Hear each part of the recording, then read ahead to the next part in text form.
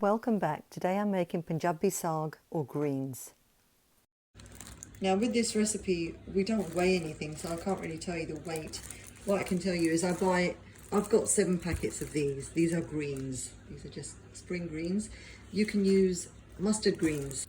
If you're only making a small amount, just use about 3 packets, because once you've cooked it, it becomes a really small amount once the water's evaporated from them. And I'll use spinach. I use 250 grams of spinach. I can use more if I like, but I only had the 1 packet. There's the greens, there's the spinach. I'll need an onion, a little bit of garlic, well, probably a little bit more than that, and some ginger, which I have frozen. I grind it and I freeze it, so I'll put that in later.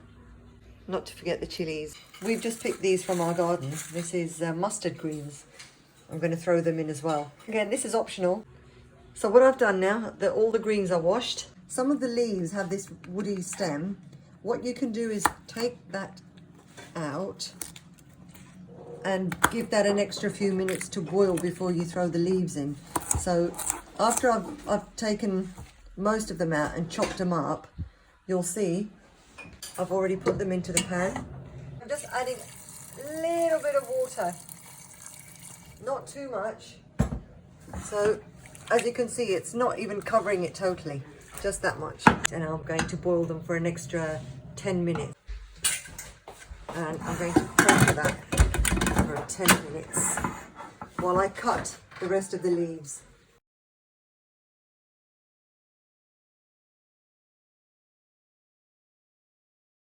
Those hard parts of the leaves, and I've still got all this to cut. I've only cut this much, but what you do, you start adding it gradually, because the pan isn't big enough, until these leaves become probably about a quarter of the amount.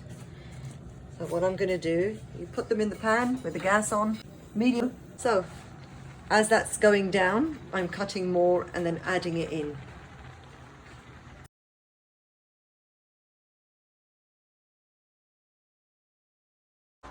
Right, as you can see, I'm halfway there through cutting the greens.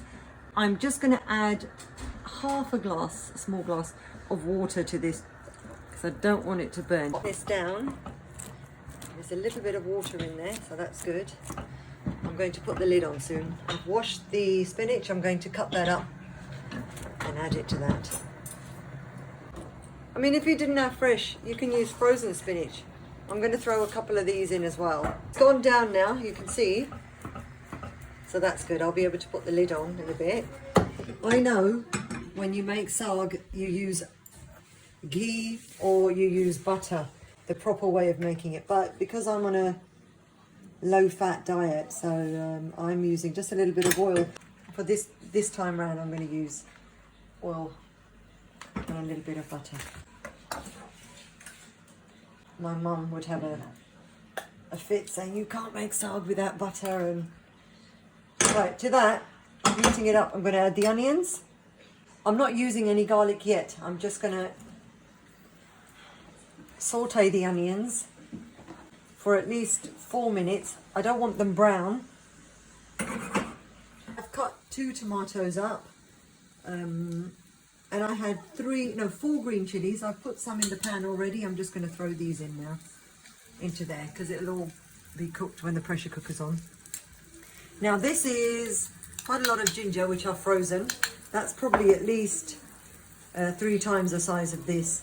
Now the more ginger you use in this, the more tastier this dish is. So throw in however much you want. While I'm doing this, making the base, which we call tadka, I've put that on a low heat. So I'm going to bung everything in there and then close the lid. I've softened them.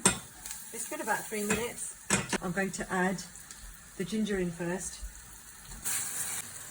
Because I'm putting all of this into the pressure cooker, bring it over so you can see. Can you see that I've thrown some of the chilies in already? And it doesn't matter, because at the end we're going to grind this to make it smooth. So I'm just checking that there is a little bit of water, and there is at the bottom, because when I put the lid on, I don't want this to burn. Putting all of that in. Remember the gas is on, so that's still cooking. And again, if you don't have a pressure cooker, you're going to put the lid on, put a little bit more water in, and then you're going to cook this for at least an hour. I'm not even going to mix this. I'm just going to put the lid on. I've got to add some salt. I don't use any masalas in this. So I'm adding a little bit now because this will reduce. And then I'll taste it and see if I need any more.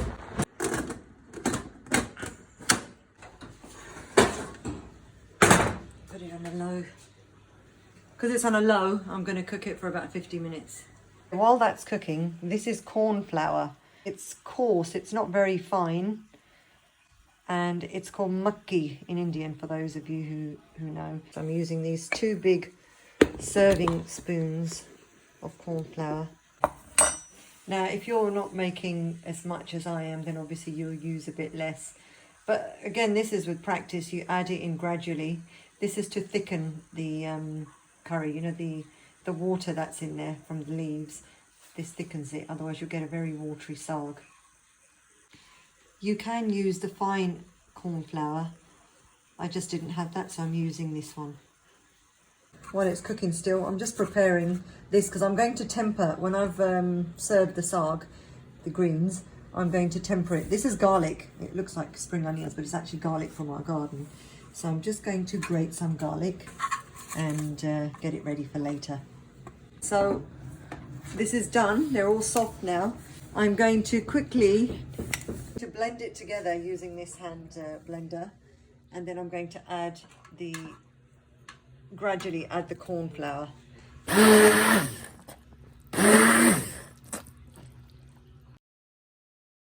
Right, so I've done short bursts. I don't want to make this into a puree. I want it slightly coarse. So I'm just doing short, quick bursts of this. Then I'm going to give it a good stir, so if there's any lumps at the bottom, I can do those. You can puree this to the consistency that you want and prefer. So I've just done that. I'm going to give it another stir to make sure there's no big leafy bits at the bottom, because it was so packed, this pan. You want to make sure all the salt and all the onions and the tomatoes that you put in there is mixed evenly. And you can give it a taste now and see if you need to add any more salt to this. This is perfect now. If you find that there's still a bit of water in there, just add more of the flour and blend it in, the corn flour. Okay, so ready to serve. What you can do with this, it's every time you serve this, you temper it and it tastes so divine. Right, so I'm going to, I've heated some butter. Right, to that I'm going to add garlic, which I have just grated. Just a little bit of garlic. And I'm adding the ginger, just a little bit of fresh ginger. There we go. Then I'm just going to drizzle in some green chilies. There. You don't want to burn it because the butter will burn. And that's it. Now, drizzle that over the greens curry. Perfect. That is amazing. I